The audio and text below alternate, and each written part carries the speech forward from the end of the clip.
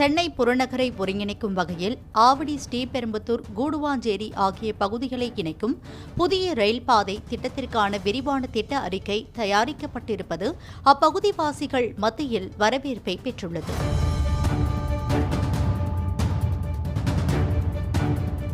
சென்னை மாநகரின் வளர்ச்சிக்கு ஏற்ப அதை ஒட்டிய புறநகர் பகுதிகளும் வேகமாக வளர்ந்து வருகின்றன.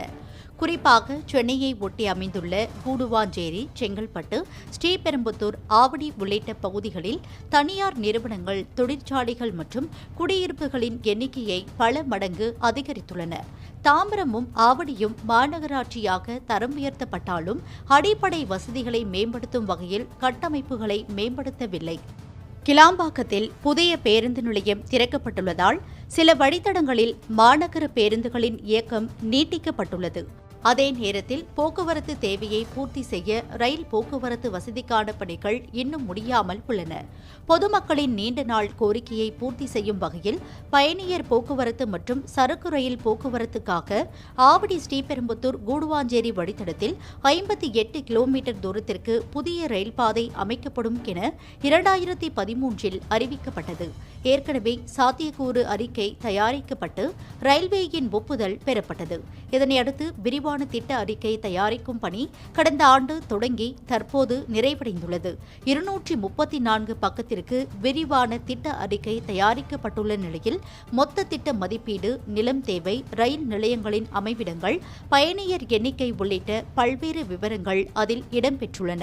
இந்த விரிவான திட்ட அறிக்கையில் மொத்தம் 3136 கோடி ரூபாய் செலவாகும் என கணிக்கப்பட்டுள்ளது. மேலும் தேவையான நிலம், அமையவுள்ள ரயில் நிலையங்கள், எவ்வளவு பயணிகள் பயணிப்பார்கள் உள்ளிட்ட பல்வேறு விவரங்கள் இடம்பெற்றுள்ளது. மொத்தம் 58 கிலோமீட்டர் தூரம் உடைய இப்புதிய ரயில் பாதைக்கு தனியாரிடம் இருந்து 57.19 ஹெக்டேர், அதாவது 141.31 ஏக்கர் நிலம் உட்பட 229 ஏக்கர் நிலம் கையகப்படுத்தப்பட உள்ளது.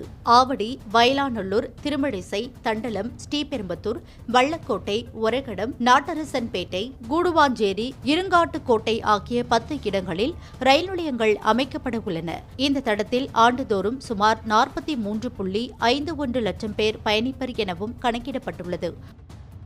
ஆட்டோமொபைல் உட்பட பல்வேறு வகையான தொழிற்சாலைகளும் இந்த வழித்தடத்தில் இருப்பதால் சரக்கு போக்குவரத்திற்கும் நல்ல வாய்ப்பு உள்ளது.